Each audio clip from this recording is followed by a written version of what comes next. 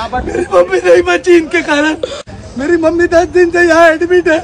मेरे से 10 लाख रुपए लोग ले चुके हैं। उसके बाद मेरे को बोलते हैं कि आपकी मम्मी का इलाज यहाँ नहीं होगा, हैदराबाद ले जाओ। मैं बोला ठीक है।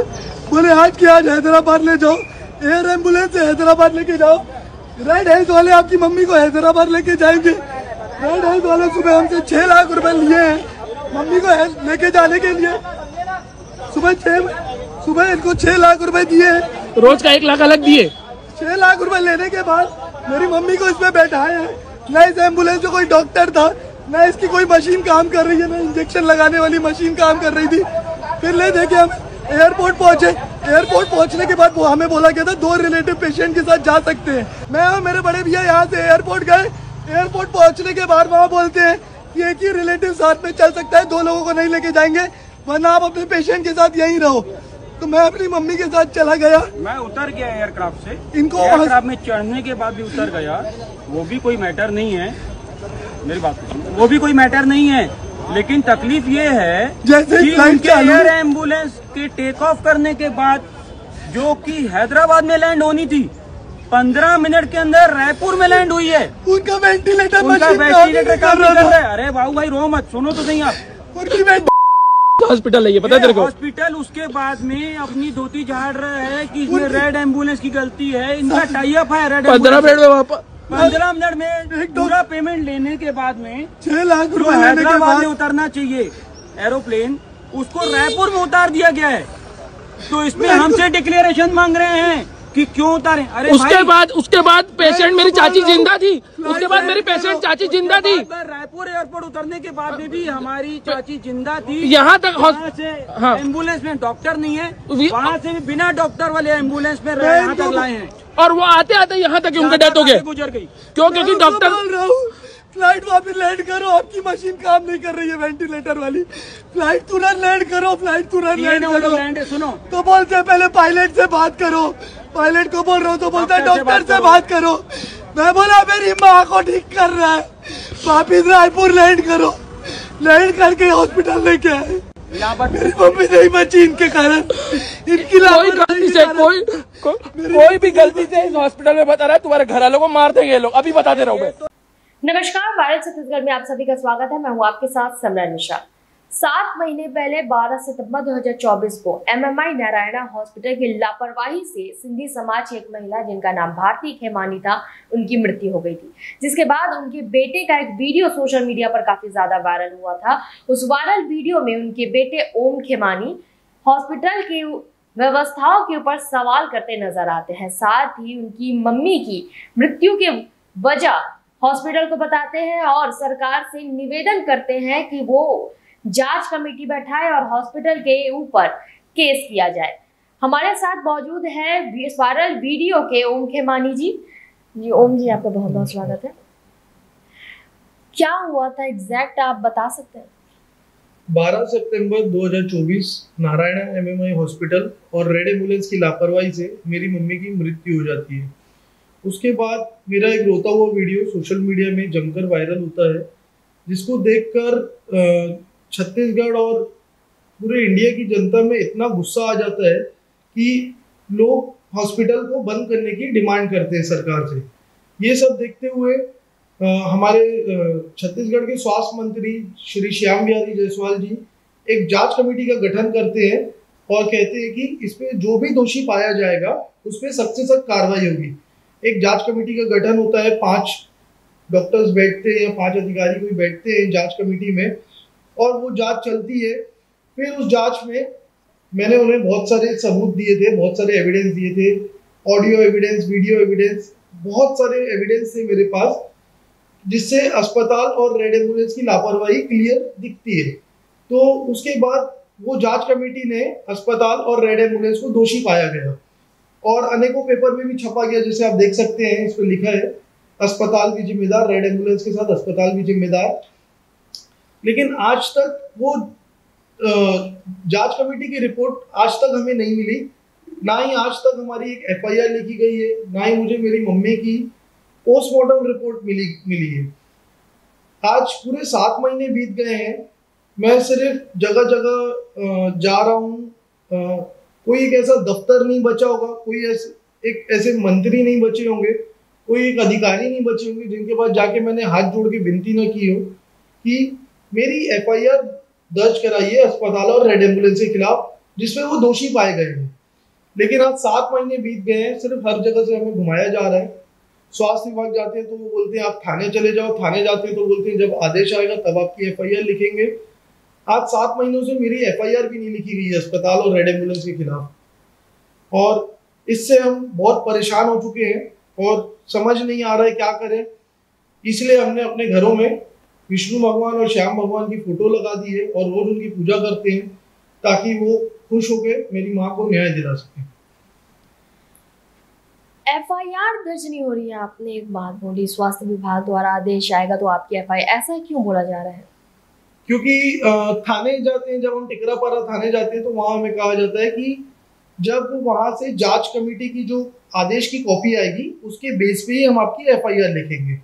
मैं स्वास्थ्य विभाग जाता हूँ तो वहां मुझे घुमाया जाता है, बोलते हैं कि जांच की कार्रवाई चल रही है, जांच की कार्रवाई चल रही है। 7 महीनों से सिर्फ कार्रवाई चल रही है।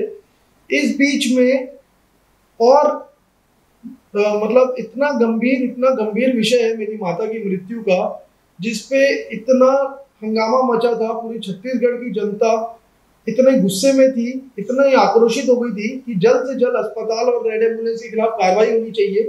कार्रवाई तो नहीं हुई, लेकिन उस रेड एम्बुलेंस को 5 महीने बाद जो थाने पे खड़ी हुई थी जिसमें मेरी माता की मृत्यु हुई थी, उसे भी उस थाने से छोड़ दिया गया। जी ओम जी, आपने बताया कि रेड एम्बुलेंस को 5 महीने बाद पुलिस स्टेशन से छोड़ दिया गया, जिसमें वो वही रेड एम्बुलेंस था जिसमें आपकी मम्मी को लेकर जा रहे थे, उसे भी छोड़ दिया गया। स्वास्थ्य विभाग द्वारा आपको क्या जानकारी दी जा रही है, क्यों FIR दर्ज नहीं हो रही है? स्वास्थ्य विभाग का इस पूरे मामले में क्या कहना है? स्वास्थ्य विभाग का कहना ऐसा है कि खुल के अगर आपको बताऊं तो स्वास्थ्य विभाग ने मुझे काफी घुमाया। पहले मुझे बोलते हैं आपकी रिपोर्ट तैयार है, थाने चले गई, आप जाइए, आपकी FIR हो जाएगी। ऐसे करते करते उन्होंने मुझे काफी दिन घुमाया। मैं थाने जाता था, फिर वहां से पता चलता था कि कोई कॉपी नहीं आई है, फिर मैं वापस स्वास्थ्य विभाग जाता था तो बोले सर एक क्वेरी है, ऐसा है वैसा है, कल भेज देंगे, परसों छुट्टी है, नरसों भेज देंगे। ऐसे घुमाते घुमाते उन्होंने काफी वक्त खींचा। लेकिन जब मैं हर 15 दिन 20 दिन में एक बार टिकरापारा थाने जाता हूँ कि मेरी FIR लिखी जाए, लेकिन वहां एक दिन जाने के बाद मुझे अचानक से ये पता चलता है कि वहां से वो रेड एम्बुलेंस को भी छोड़ दिया गया। जब मैंने वहां उनसे सवाल किया कि आपने ये रेड एम्बुलेंस को कैसे छोड़ा, तो बोले हम रेड एम्बुलेंस को ज्यादा दिन रख नहीं सकते हैं, आपकी कोई FIR लिखी नहीं है, बिना FIR के हम कितने दिन ही उस रेड एम्बुलेंस को रखेंगे। जबकि अस्पताल के साथ रेड एम्बुलेंस जिम्मेदार है, जांच कमेटी ने भी पाया है ये, और मेरे पास इतने वीडियो एविडेंस है जो मैंने सोशल मीडिया में और अन्य न्यूज चैनल में भी चला है। उसके बाद भी उस रेड एम्बुलेंस को छोड़ दिया गया ताकि वो सड़क पे उतर के और लोगों की जानें ले सके। स्वास्थ्य विभाग का इस पूरे मामले में क्या कहना है? स्वास्थ्य विभाग न जाने क्यों उनके हाथ बंधे हुए हैं। कौन है जो नहीं चाहता है कि नारायणा MMI अस्पताल और रेड एम्बुलेंस पर कार्रवाई हो? स्वास्थ्य विभाग सिर्फ मुझे घुमाने का काम करता है। मुझे छोटी से छोटी जानकारी जो मैं RTI के माध्यम से उनसे पूछता हूँ, सूचना के अधिकार के माध्यम से, जैसे मैं उनसे पूछता हूँ कि जांच कमेटी में कौन कौन सदस्य हैं, उनकी जानकारी मुझे दी जाए। मुझे छोटी से छोटी जानकारी भी स्वास्थ्य विभाग की तरफ से नहीं मिलती है। बस ये कहा जाता है कि कार्रवाई प्रक्रियाधीन है, अतः कोई भी जानकारी देना संभव नहीं है। बस ऐसा करते करते आज उन्होंने पूरे 7 महीने खींच दिए। तो सरकार से आपको क्या उम्मीदें हैं इस पूरे मामले में? सुशासन की सरकार है, विष्णु देवसाई जी की सरकार है। जैसे अभी बीच में आपने देखा होगा कि सुशासन तिहार 2025 आया था, तो उसमें विष्णु देवसाई जी ने कहा था कि हम आम लोगों से मिलके उनकी तकलीफ सुनेंगे और उनका समाधान करेंगे 1 महीने के अंदर। मैंने वहां भी लेटर दे के आया है रिटर्न में कि मेरी FIR की जाए कम से कम। बाकी आगे न्याय लेने के लिए, अपनी माँ का न्याय लेने के लिए तो पता नहीं मुझे कितने साल कोर्ट की लड़ाई लड़नी ही है। लेकिन 7 महीनों से मेरी एक FIR भी नहीं लिखी गई है। मैं सुशासन की सरकार से ये विनती करता हूँ जल्दी मेरी FIR लिखी जाए हॉस्पिटल और रेड एम्बुलेंस के खिलाफ। इस मामले में आप कई मंत्रियों से भी मिले, उनका क्या कहना है? मैं शायद ही कोई मंत्री होंगे जिनसे मैं नहीं मिला हूँगा, शायद ही कोई अधिकारी होंगे जिनसे मैं नहीं मिला हूँगा, शायद ही कोई दफ्तर होगा जहां मैंने जाके हाथ जोड़ के विनती नहीं की हो। लेकिन हम जाते हैं सबके सामने हाथ जोड़ के विनती करते हैं और रिक्वेस्ट करते हैं कि सर हमारी मदद कीजिए, हम भटक रहे हैं, हम सिर्फ इधर उधर हमें घुमाया जा रहा है। तो वहां से सिर्फ आश्वासन ही मिला है आज तक और न्याय की उम्मीद धीरे धीरे टूटती जा रही है। लेकिन मुझे मेरे सोर्सेस से मैंने मतलब एक जगह से मुझे एक जांच की कॉपी मिली है जो 16/10/2024 को बन के रेडी थी। जो स्वास्थ्य मंत्री जी के निर्देश पर जो जांच कमेटी बैठी थी, ये 11 पन्नों की पूरी जांच की कॉपी है, जिसमें क्लियर एक लाइन में लिखा हुआ है NHMMI अस्पताल प्रशासन stand plus technologies private limited, red health road ambulance एवं flag aviation private limited Delhi air ambulance के द्वारा लापरवाही बरती गई है। उसके बाद भी जांच कमेटी की रिपोर्ट आने के बाद भी 7 महीनों से मेरी एक FIR भी नहीं लिखी जा रही है। हम इससे बहुत ज्यादा परेशान हैं और बहुत ज्यादा डिप्रेस हैं। हम अपने काम धाम में भी नहीं ध्यान दे पाते हैं क्योंकि हमें दिन भर यहाँ चक्कर लगाने पड़ते हैं। जी ओम जी, FIR करने से आपको क्यों रोका जा रहा है? ऐसी क्या वजह है कि FIR नहीं करने दी जा रही है? देखिए, जिस दिन इस मामले में FIR दर्ज हो गई ना, उस दिन नारायणा MMI हॉस्पिटल और रेड एम्बुलेंस को बंद करना ही पड़ेगा, क्योंकि जांच की रिपोर्ट में भी वो लिखा गया है कि इन्हें 1 महीने का नोटिस देके इनका हॉस्पिटल और उनका रेड एम्बुलेंस बंद करवाया जाए। और इसलिए रोका जा रहा है कि पहले इन लोगों ने हमें बहुत कोशिश की कि सर आप पैसा ले लो और बात को खत्म करो। 25 लाख रुपए से ऑफर स्टार्ट किया था इन लोगों ने, 75 लाख रुपए का आखिरी इनका ऑफर आया था मेरे पास। 25 लाख ले लो सर, बात को खत्म करो, आपका जो भी है आप पैसा लेके बात को खत्म करो। 50 लाख ले लो, 75 लाख ले लो।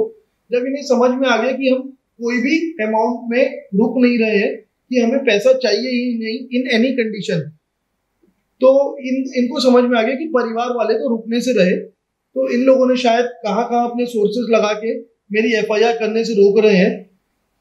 और इसलिए मैंने सुशासन तिहाड़ 2025 में भी एक लिखित में दे के आया कि जल्द से जल्द मेरी FIR करवाई जाए इस मामले में। तो सुशासन तिहाड़ में आपने अप्लाई किया था कि आपको FIR करवाने की परमिशन दी जाए, उसके बाद वहां से आपको क्या जवाब मिला? अब वो सुशासन तिहाड़ में ऐसा है कि आप पहले एक बार आपका जो भी प्रॉब्लम है आप एक बार लिख के दे दो, फिर 1 महीने का टाइम है, 31 मई तक का, शायद 5 मई से 31 मई तक का टाइम है, उस बीच में उसका समाधान निकलेगा। लेकिन अभी वो डेट आई नहीं है, हम उसके इंतजार में हैं कि जल्दी उसका समाधान निकले।